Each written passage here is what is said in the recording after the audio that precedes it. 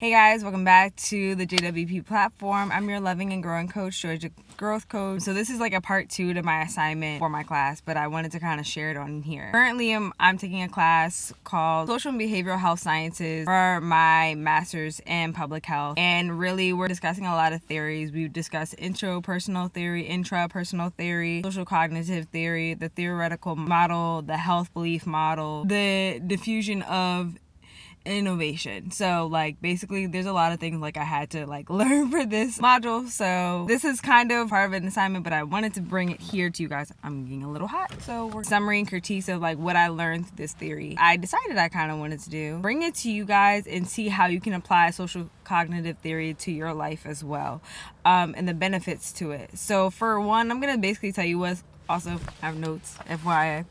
So I'm going to explain to you definitely what social cognitive theory is, constructs to it, and kind of a summary critique that maybe I learned how I could have done things differently, how you can do things differently, and how it can be beneficial to apply to your life. So for one, what is social cognitive theory? Cognitive theory is how learning happens in the social aspect with the dynamic and reciprocal interactions between people, environment, and behavior. So kind of just in layman's terms is learning happens through what you see around you, what you do around you, and how your behavior is enacted around you. So the assignment was for us to either choose to eat 5 to 7 servings per or vegetables, or work out consistently for 30 minutes for 7 days. Now y'all know I've been on this journey. Hopefully if you've been hearing from my last video of me just having a sitting down piece of me actually bettering my health, bettering my wellness, and getting serious about work, school, and just to better myself as a coach. And that I really started to take seriously was me working out. I learned a lot about myself, about even my friends, and it provided a lot of insight. The assignment did give us some questions, and then I'm going to give you definitely my thoughts on it. There's 10 key constructs that happen is reciprocal determinism, which is basically how a person interacts with the environment and behavior and how it influences to achieve their goal. So for me, when it came to my environment, I realized if I wanted to work out, definitely I had to create that environment for myself. I was like, okay, I'm not going to work out at home. It was no possible way. I would get up knowing at 6:30 or 7 o'clock, walk downstairs to my basement, because I do have a few things to work out with in my house, but it was I know that's not going to happen. I'm not going to be motivated. So I needed to have a place to go work out. And when it comes to situation is the one perception of the environment. I need to have it where I can be motivated by also seeing other individuals around me working out. I need to go to a gym every single day, or I need to have that, ability to see other people getting to their grind, doing what they got to do. So it was my motivation as well. I had to ask my best friend to kind of be my trainer during this experience, not only for the last 30 days, but even for the last 7 days, in order to get me where I wanted to be. Also, he was an athlete. We both were athletes majority of our lives. So it was just it was easy to just kind of work together and make it copacetic. Reinforcements are the response to a person's behavior that affects how likely for the behavior to be happening. If you go to work every single day, you're going to get paid. That's a reinforcement. So it's a positive reinforcement. If you don't go to work, your negative reinforcement is you're going to lose your job. Something that I didn't realize became a positive reinforcement that I kind of looked forward to was us going Whole Foods shop. So after we would work out in the morning, we would go to Whole Foods and he would teach me about all these different types of foods, because he's a vegan. I'm not a vegan, and I'm probably never going to give up chicken, and I want everybody to know that now, and I'm okay with that. He would teach me about a lot of fruits and vegetables, because I was slightly always against eating fruits and vegetables, still kind of am, but we're going to skate past that. I learned how to eat healthier. I learned what would benefit my body. He got me to taking more supplements in the morning time, so shout outs to him. Another thing that I realized, I love not having to worry about working out after work. When I worked out early in the morning, because we're up early 6:30 to go work out, I didn't have to worry about after work coming to work out, because after work I'm sometimes tired, or I got other things I want to do. It's just easy to get it out the way. It kind of sometimes motivates me in the morning to keep going to do things, and just makes my day flow a lot more easier. So my negative ones, which like I said, my friend Rolly is gonna laugh at this when he watches this, is that pains after leg day was just not fun. So he puts on strenuous workouts, as you'll see, like, throughout the video. I'll definitely, like, put some re-roll in. You'll see that leg day was no joke sometimes. And any workout with roll D, honestly, is no joke. So I was either having back pain or I was having leg pain. I'm just like, this ain't it. But like, I always remember, like, around, like I said, in my environment, one thing I forgot to mention for environment is that I have a vision board all around my room. I even actually have one in my car, right? So this is my vision board. And as you can see on it this is not my body, FYI. This is like somebody I found off Instagram, and they have like kind of like my dream body entirely. But like, she has abs, she has everything that I want. So like, I had to put this around my environment. It's also even the screensaver on my phone. So that was just like a reminder, like every single day, like, all right, I'm starting to see these results. Like when I go to the gym, I'm starting to see my arms are getting bigger. I'm seeing that my legs are starting to tone out. So these are the positive reinforcements in which I'm noticing. But like, the negative reinforcements was like the pain after, and it was just not fun at all. Like, at all. But like, after a few days, like, it'll go away, and I'm just like, all right, well, next week I got different types of pain. And then the last reinforcement I would definitely say is that there are times like he's tired me out after a workout and I just want to go to sleep, but I wouldn't be falling asleep at work, but I'd be close to it. I would definitely be close to it after a really, really good workout. And self-efficacy is confidence gained from performing an activity, and it's produces how you'll engage further or promote the task completion. My example was, I really did start to see the result. Not only did I not feel more energized to take on the day or whatever, but I noticed like I was just able to be in a different headspace. I'm able to stay more motivated and really just value my time differently. And like, having that self time, like the first hour of the day, to just reflect on like, what do you want to work on tonight, like to critique your body, or like, what can you do better when it comes to your classes, or what can you do better to be a better friend or a better significant other or anything like that. That's what I notice a lot of people do say when it comes to working out. And I do notice that within myself. Like, over the last 2-3 months, I've been going so heavy in grad school. I've been going heavy on achieving some of the goals that I have on the side for myself. And like, it's because like, it's just a different dedication that you have towards yourself, because you want to see yourself be as productive and as successful as you possibly can make yourself in this lifetime. So that's something I definitely noticed. And like, when I also see like the little results of like the cuts in my body, I'm like, it makes me want to even go harder in the gym. Because it's like, oh, I'm just one step closer getting to my goal, or I don't really have a goal weight, just FYI, but like, seeing the tones in my body like come in, and like the abs are coming in, like, I definitely am excited for that. And I'm looking forward to like, then once I finally get closer, once I achieve the goal, I want to keep going. Next is the behavioral capacity, which is one's knowledge and skills to perform a behavior. But for me, I use my social media as a learning component at times, and I would find, different techniques like to help us in the gym or help me get better or closer to my goal. So there are times I was sending Rolly like a girl that's like working out, or a guy that's working out, and like they're working specifically on a target area. Like, I might want to work on my hamstrings or my glutes during leg day, and like they're like, oh, this will help you like with your agility, or this will help you strengthen your legs, or like tone more. And I would just send this to him. I'm like, this is the body's goals, this is what I want, let's try this out. Sometimes he was definitely down for it. There were times like I even did like some research on like the benefits of like a pre-workout and a post-workout. Next, we're in self-control. And self-control, basically how I view it, is regulating your behavior, but I would say it's kind of like self-discipline. And I think sometimes self-discipline definitely gets a bad rep.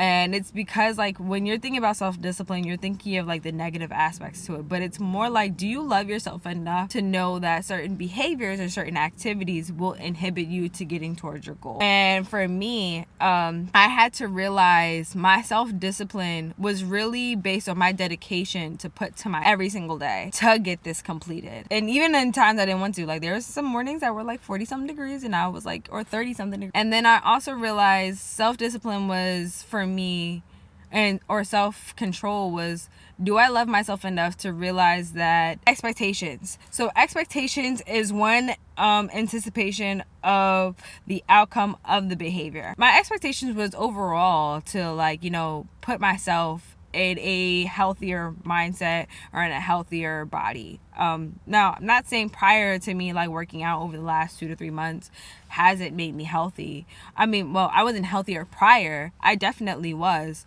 But I think like now I'm a lot more conscious about like how much physical activity I'm doing every single day. I'm also a lot more conscious of how I'm moving my body every single day. I'm also conscious of also what I put into my body. I haven't ate fast food in the past 2 years. Oh no, I'm sorry. I haven't ate fast food in the past 3 years. I haven't ate sugar really like that in the past 2 years. If it's not natural based sugars, I typically don't eat them. But like, I know everybody cooks food differently, so there's sometimes it's sugar. There's nothing I can like get away from that. But as I'm starting to like go along this process of working out, I realize that I do eat a lot more greens and vegetables, and I do think that was the influence because of Rolly. Like, and also like I want to get to my target like tone or body shape, and I realize that although like I can go to the gym and work out all day long, but it also matters of what you're putting into your stomach. So it's 80% food and mental, and then the other 20% is working out consistently. Now as an adult, I see a lot of the different things on like just how to make a simple decision, how much it has changed for me. So that's basically it. Oh yeah, but also I would definitely say one thing about the gym that I did realize is that it did open me up to trying new things. Like recently, Eroldi has been trying to get me to try like oat milk, which is disgusting. I tried grapefruit, which is also disgusting. I don't know how he eats it. It's disgusting. It's too sour. I tried agave. Agave isn't bad. Recently, and I know I'm about to get chewed out for so many things. I tried spinach. Spinach isn't bad. Like, I'm starting to try new foods that like I had not eaten before. FYI, yes, I only ate about 10 or 11 or 12 things when I was a kid. I was really extremely picky. So like in my teenage years and into my adulthood, I've started to open up a lot of my diet. So give me grace. I'm now realizing what people are saying is good, and I'm like, oh, now I see why you're saying it's good. So give me grace. But yes. And also one last thing I would say, one expectation I did not realize is me missing 1 week of like not going to the gym because I was sick. Boy, did that have an effect, because that following Monday when we got back into the gym, I was like, oh, this is a different type of leg pain. I was like, it was only 1 week that I didn't go. But like now that I realize, like, if I'm gonna miss any days of the gym, trust me, I'm gonna feel it. And I'm not trying to feel that pain on a different type of level. So I'm going to try and be as, healthy as I possibly can be, so I don't have to miss any gym days, because that few days that I missed and I had to come back to the gym and I was working at it, it just wasn't for me. So now we're on to emotional coping responses, which is the strategies used to help someone with emotions, thoughts, events, experiences that may come as a challenge, right?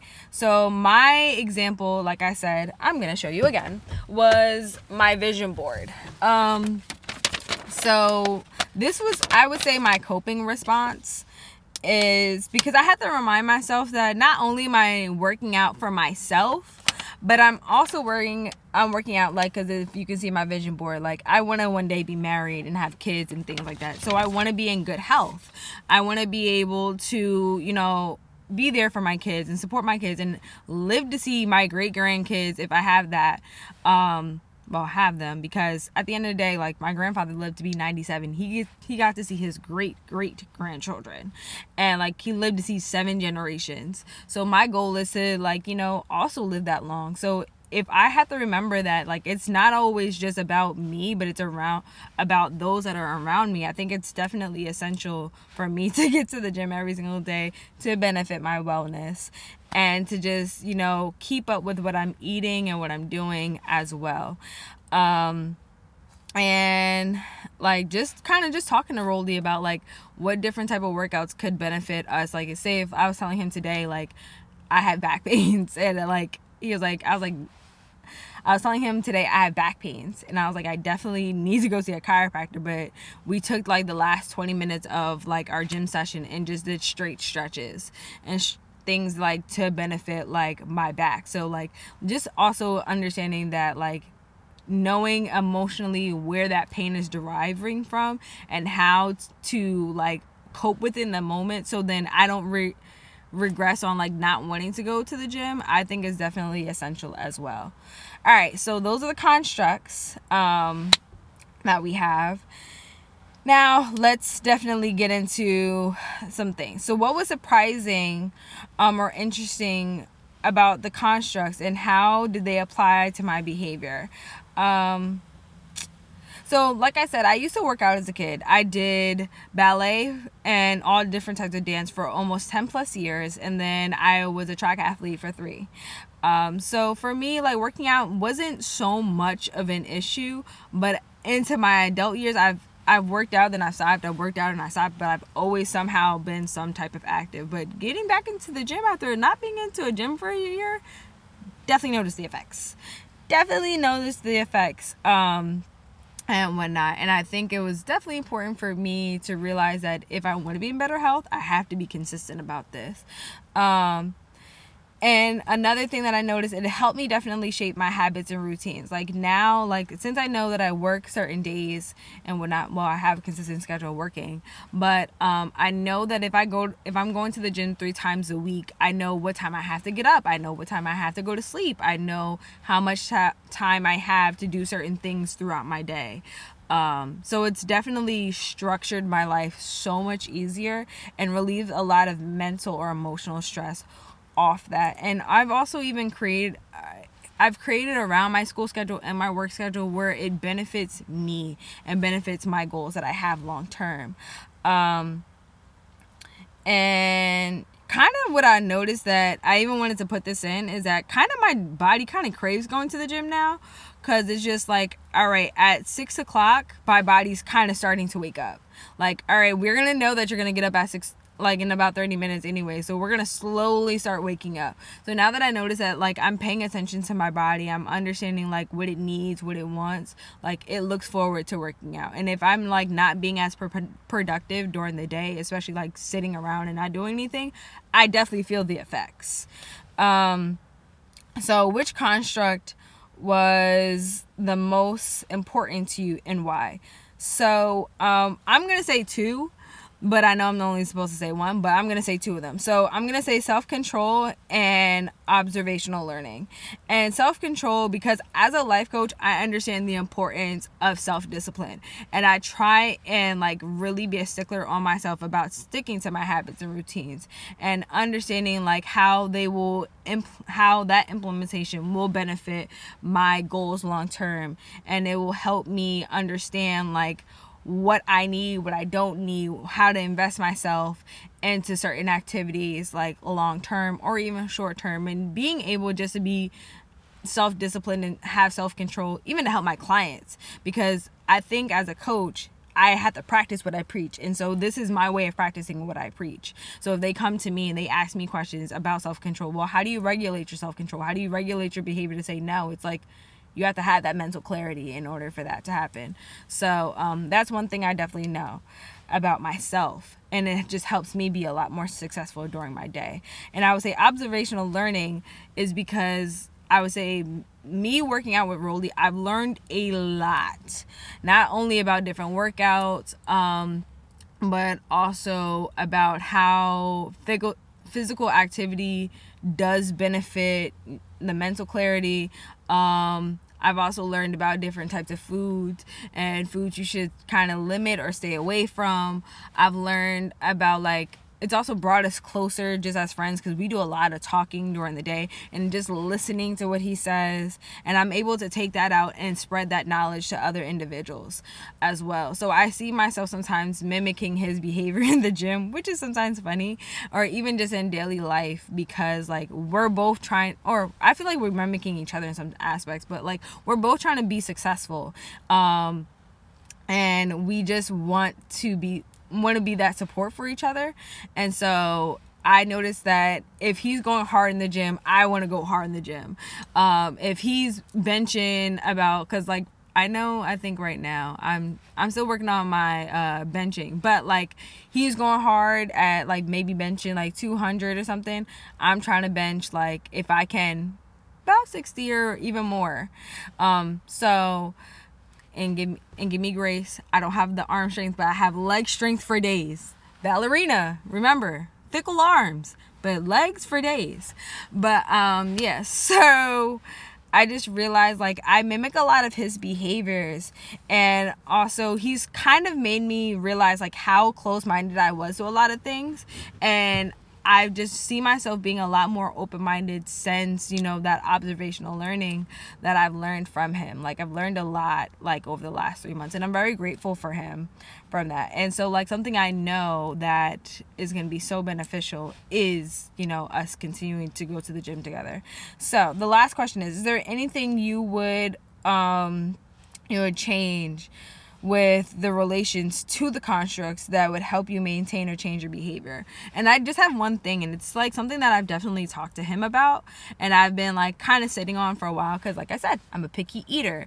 One construct that I definitely would change is me being open-minded to try new foods and an idea sooner rather than later. Like I think I do a lot of research. I do a lot of like asking questions and like playing around with different things, but it's just like I know that I definitely want to get better in the gym. I want to see the weight gains. I want to see the results and things like that. So like a prime example is like I definitely want to get into like trying to take a protein shake maybe in the morning or even post workout. And like me and him have definitely talked about it, like different foods that would be so beneficial for me to working out and like being just consistent with that.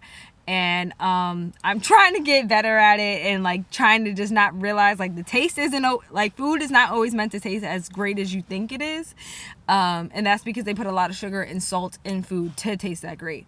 But like if it doesn't taste that great, it's because it's sometimes good for you. So if I can get past that, I would be so much more closer to my goal. And like I know that's definitely a construct of me just being, I would say it's self-discipline, but I also would say it's maybe like the emotional coping response, because like the idea of me not liking a food, I think that's where it's like the emotional part. I'm not an emotional eater, but I am an emotional eater at the same time, because it's like I have to like what I'm eating and it has to make me feel good. So like if I can just like focus on that aspect of like it's gonna make me feel good because like I'm gonna look better, rather than focusing maybe on the taste, then I would be a lot farther in my game than where I am now. But that's kind of all I got for you guys today. Let me know what construct that you thought was the most beneficial, or maybe I should talk about more. And also let me know in the comments below how you plan on putting these constructs into your life, or even social cognitive theory. But yeah, until next time. Oh, if you are not subscribed, subscribe, definitely comment below. And also, how about you just go check out a YouTube video, and how about you just go check out a podcast episode that we're going to link right here so you can go watch. See ya.